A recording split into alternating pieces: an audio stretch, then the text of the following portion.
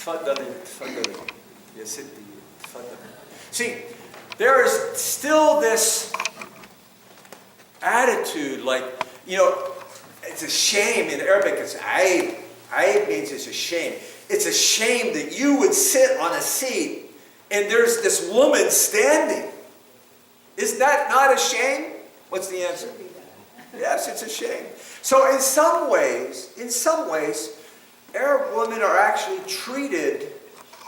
But see here, if you live in the West, and there's no difference between men and women, and you offer that woman your seat, what's she liable to do? What's she liable to do? Huh? Oh, turn it down, but not just turn it down. What's she liable to do? Some women in the West, what would they do? Get mad. They get mad. Why would they get mad? Huh? What? Because I'm a woman? Am I not as good as you are? Friends, I'm not joking you. I'm serious. They would say, don't patronize me. Yeah, don't patronize me. Richard had a question. What are you, a sexist? Yeah, go Before we, ahead. Yeah, I'm sorry. Go ahead. Well, you was talking there a minute ago about men and women. When I was a kid growing up, you said I'm an old man, but I can remember when I was a kid, if I asked my mother something, she said, you go and talk to your father. I'm not going to answer that question. That's many, many years ago. Yeah, sure. But that's the way I grew up in my home. Yeah, and see, here's the thing too. I'm not saying it should be this way unilaterally, but when I was, with our kids, I don't know how you guys raise your kids. There are times where Naomi would say, when your father gets home, and that would she say those words? Fear would just penetrate the hearts of my kids. I believe women should discipline their kids. I believe that. But sometimes the person that brings real discipline into that home, it's the father. In a good way, in a righteous way. But you're right. So if you can think of Arab society that way, don't misunderstand me, guys. There are lots of Arab men who misuse this. They misuse it and they mistreat women and they see them as inferior. Yeah, go ahead. Understanding now the value that Arab men place on women, I just can't understand how ISIS, these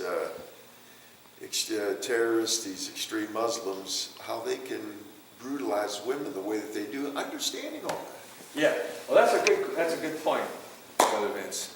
Number one, every Syrian that I've talked to, and I've talked to a lot of them, every single one of them says ISIS is not Islam. They hate ISIS. ISIS is not Islam. So if people in the West think that ISIS is true Islam, they're mistaken. It's not true Islam. Muslims tell me that. Okay? And the second one is this. ISIS operates by a tribal mentality. They're tribalists. And in tribal warfare, what do you do when you take over another area? You rape the women. And the raping of the women is what? What is it, the raping of women? It's not so much sexist. Power. Exactly. It's power. It's dominance. The way, who else did that? Probably every invading army in the world before 1700. I don't know. I'm just throwing out a date. But that's still, when a force comes in and they take over an area, one of the manifestations of their power is that they rape the women. Who did the same thing? I don't know how much happened. Who did the same thing? The Iraqi armies when they invaded Kuwait. They did exactly the same thing. I'm not saying it's right, but that's what they did. So it's seen as a dominance thing. They're dominating them, subjugating them. Now, let me say that. I'll try to get this in I'm not going to now, but in morning worship service. About Islam itself. what is Islam? And what do Muslims believe? What do you preach to Muslims? What should you share with Muslims when you minister among them? Did you say that Allah and God are the same people, same person? Yes, Allah is the Arabic word for God. It's the only Arabic word for God. It's the only word in Arabic that means God. Allah. Every Christian, every Pentecostal, Naomi and I, when we speak in Arabic, we call God Allah. Ya Allah, sa'adni. Oh God, help me. Ya Allah, samahni. Ya Allah, oh God, forgive me. John 3:16. هكذا أحب الله العالم حتى بذل ابنه الوحيد. For God so loved the world that he gave his only begotten Son. What's the word for God there? Allah. Every Arab when he reads his Bible, he reads Allah, many places, Allah for the word for God. No, don't misunderstand me. Your name is Bev, right? Don't misunderstand me, Bev. That doesn't mean that our God is the same as the God of Islam. There are many differences. It's just that the name is the same. Yeah, the name is the same. Let me share real quick, and this is the last thing, I promise, Brother Vince. I'm not going to misuse the... This has been great. Yeah. How many of you call God, God? Sister, you call God, God?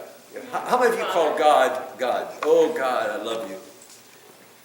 Do you know that the English word God comes from an old German word for a pagan god? Gott in German, old German.